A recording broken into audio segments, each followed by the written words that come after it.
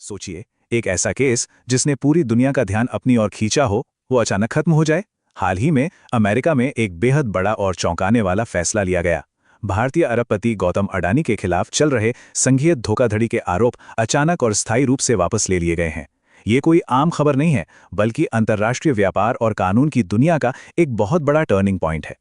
चलिए, इस पूरे मामले की परतें खोलते हैं और समझते हैं कि आखिर ऐसा क्या हुआ जिसने इस पूरे केस की दिशा ही पलट कर रख दी। शुरुआत करते हैं इस बहुत बड़े नंबर से।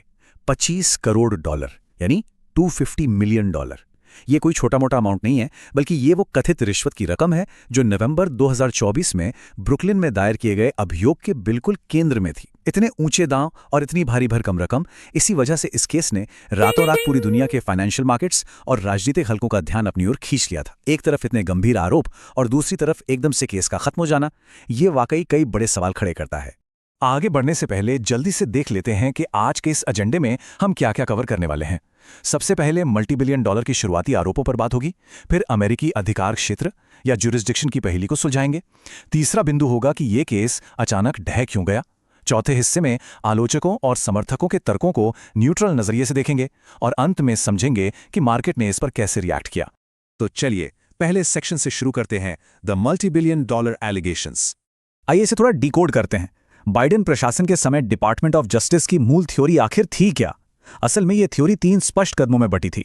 कदम 1, यह आरोप था कि 12 गीगावाट का विशाल सोलर पावर कॉन्ट्रैक्ट हासिल करने के लिए भारतीय अधिकारियों को कथित तौर पर $250 मिलियन की रिश्वत दी गई। कदम 2, यह दावा किया गया कि इस बात को ग्लोबल मार्केट और अंतर्राष्ट्रीय निवेशकों से पूरी तरह छिपाया गया। और कदम 3, इन्हीं झूठे दावों के आधार पर अमेरिकी निवेशकों से भारी पूंजी जुटाई गई।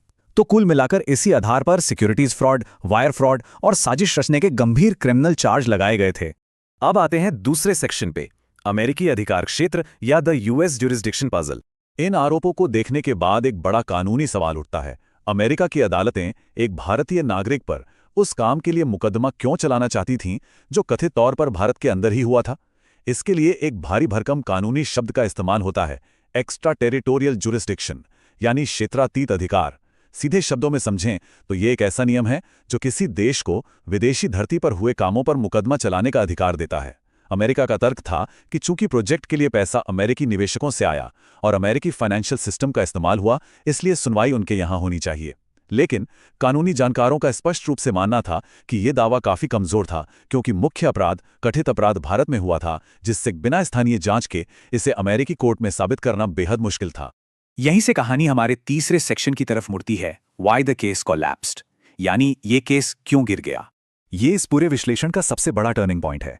इतना हाई प्रोफाइल केस अचानक बंद कैसे हो गया? इसके पीछे कई दिलचस्प कारण हैं।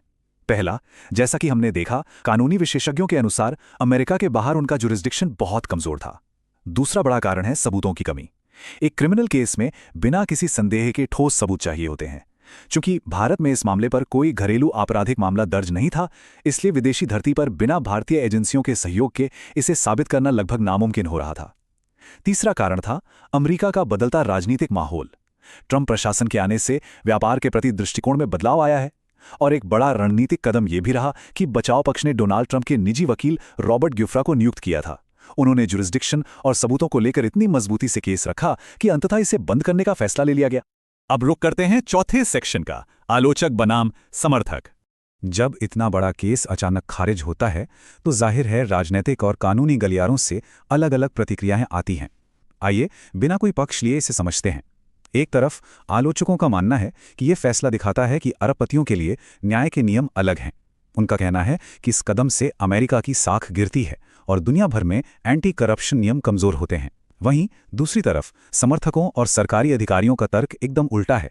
उनका मानना है कि ये मामला अमेरिकी अभियोजकों की ओवररीच, यानी अपने अधिकार क्षेत्र से बहुत ज्यादा बाहर जाकर काम करने का एक चरम उदाहरण था।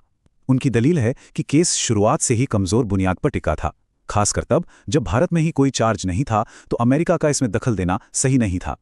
दोनों पक्षों के अपने अपने बेहद मजबूत तर्क हैं। और अब हमारा अंतिम 5वां सेक्शन, बाजार की प्रतिक्रिया। इन तमाम कानूनी बहसों के बीच एक दिलचस्प आंकड़ा और सामने आता है, $18 मिलियन।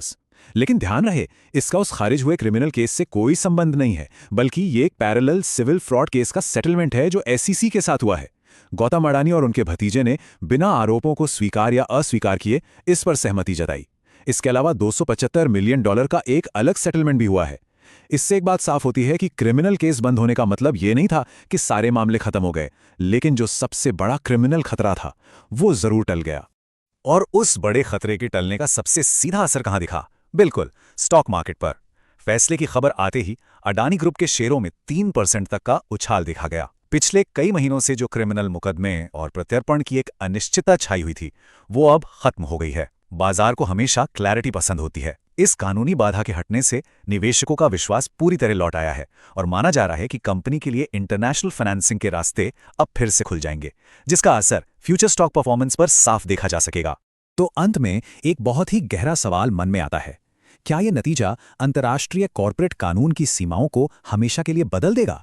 जिस तरह से एक देश के बाहर हुए काम पर एक्स्ट्रा टेरिटोरियल ज्यूरिसडिक्शन का दावा किया गया और फिर उसे अचानक वापस लिया गया, ये भविष्य के लिए एक बहुत बड़ी नज़ीर बन सकता है।